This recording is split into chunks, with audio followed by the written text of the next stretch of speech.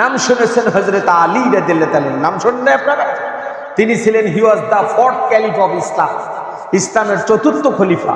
হাসান হুসেনের বাবা হযরতে ফাতেমাতুজ জোহরার স্বামী ছিলেন। হিজরতের রাত, আল্লাহর নবী মক্কা ছেড়ে মদিনায় চলে যাচ্ছেন। কঠিন রাত, সেই রাতটা আমরা যেমন ৭১কে কঠিন রাত মনে করি, আমরা যেমন ৩৬শে জুলাইকে কঠিন রাত মনে করি, রাসূলুল্লাহ যেদিন মক্কা থেকে মদিনায় চলে যাচ্ছেন, জন্মভূমি ছেড়ে, মক্কার মানুষ আর তারে থাকতে দিল না, আল্লাহর নবী সেই রাতটা ছিল কঠিন রাত। চলুন একটু সেই রাতের কথা শুনি। দারুন নাদওয়ার বৈঠক, বাংলাদেশের পার্লামেন্টের নাম যেমন সংসদ ভবন, বিভিন্ন দেশের পার্লামেন্টের এক একটা নাম আছে। তদানীন্তন সময়ে জাহিলিয়া পার হয়ে ইসলামের প্রাথমিক অবস্থায় কাফের মুশরিক বেঈমানদের একটা মন্ত্রণালয় ছিল, তাদের একটা সংসদ ভবন ছিল, নাম হলো দারুন নদওয়া। কি নাম বলুন তো সবাই? দারুন নদওয়া, সবাই বলুন দারুন নদওয়া। সেই দারুন নদওয়ার বৈঠকে সিদ্ধান্ত হলো আজ রাতে মুহাম্মদ সাল্লাল্লাহু আলাইহি সাল্লামকে গ্রেফতার করতে হবে, তারে মেরে ফেলতে হবে। সে দিনের পর দিন কোরআনের বাণীগুলো পৌঁছায় যাচ্ছে, সিদ্ধান্ত হয়ে গেল। এখন রাসূল সাল্লাল্লাহু আলাইহি সাল্লামের বাড়িতে ঘেরাও করার জন্য 14টা গোত্রের 14 জন বড় বড় নেতা গেছেন। বলেন তো কয়টা গোত্র? 14টা গোত্র। কি এখন শুনুন। বর্তমান বাংলাদেশে নিবন্ধনকৃত প্রায় 42 থেকে 43টা রাজনৈতিক দল আছে। আপনি কয়টা দলের নাম জানেন? আওয়ামী লীগ, বিএনপি, জামাত ইসলাম, জাতীয় পার্টি, জাসদ, বাসদ, এই হাতে গোনা কয়েকটা নাম জানেন। প্রায় 42টা নিবন্ধনকৃত বাংলাদেশে দল আছে। আর অসংখ্য দল যারা নিবন্ধন পায় না, অসংখ্য দল আছে। বাংলাদেশে যেমন এক একটা দলের যারা প্রধান, যারা দল করে, রাজনীতি করে, তাদেরকে রাজনীতিবিদ বলা হয়। তদানীন্তন সময় এক একটা গোত্র, এক একটা রাজনৈতিক দল ছিল।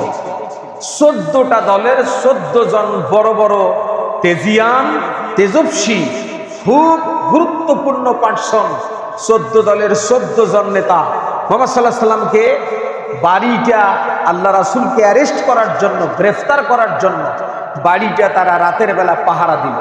কয়জন নেতা বলেন তো সবাই? 14 জন। সবাই বলেন কয়জন? 14 জন যুবক, 14 জন নেতা মুহাম্মদ সাল্লাল্লাহু আলাইহি সাল্লামের বাড়িটা চতুর্দিক দিয়ে ঘেরাও করে রেখেছে। আল্লাহর নবী সরে নামাজ পড়লেন। নবীজি বিছানায় শুয়ে আছেন, চতুর্দিকে কাফেরের আল্লাহর নবীর বাড়িটা ঘেরাও করে রেখেছেন। আল্লাহর নবী সার নামাজের পর তিনি ঘুমাতে গেলেন। টেনশন হবে না? কথা কন না কেন? টেনশন হবে কিনা? রাতে মুহাম্মদ সাল্লাল্লাহু আলাইহি সাল্লামকে তারা গ্রেফতার করবে, আল্লাহ রাসূল যেন বাড়ি থেকে পালায় যেতে না পারে। আজ রাতেই আল্লাহ রাসূলকে বাড়ি থেকে বের করবে, তারে পিটাইয়া দুনিয়া থেকে বিদায় দিবে। এখন বলেন তো, আল্লাহ যদি কাউরে বাঁচান, দুনিয়ার কোনো মানুষ ষড়যন্ত্র করে লাভ আছে?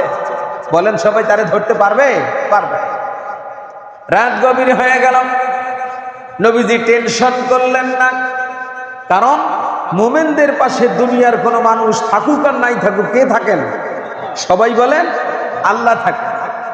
নবীজি হযরত আলীকে ডাকলেন, আসাদুল্লাহিল গালিব, হযরত আলী রাদিয়াল্লাহু তাআলা আনহু রাতের বেলা মুহাম্মদ সাল্লাল্লাহু আলাইহি সাল্লামের বাড়ি আসলেন। আল্লাহর নবী বললেন, আলী রে, আজ রাতেই আমাকে মক্কা ছেড়ে, আমাকে দুনিয়া জীবনের তরে চলে যেতে হবে মদিনায়। এই জন্মভূমি তার থাকা হবে না।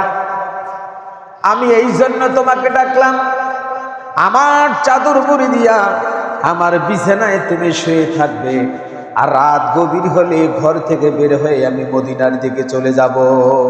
সুবহানাল্লাহ। আমার বিছানায় আমার চাদর পরে তুমি শুয়ে থাকবা, আর আমি যে কোনো মূল্যেই হোক এই জন্মভূমি ছেড়ে মদিনার উদ্দেশ্যে রওনা দেব।